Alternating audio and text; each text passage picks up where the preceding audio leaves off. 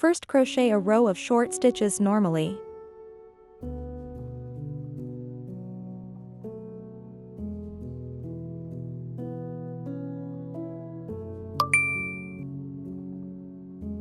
Insert your hook from front to back around the post of the first single crochet of the previous row.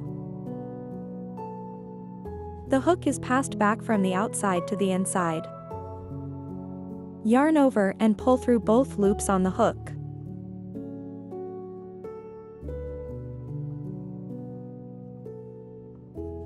Wrap the hook again and pull through both loops on the hook at once.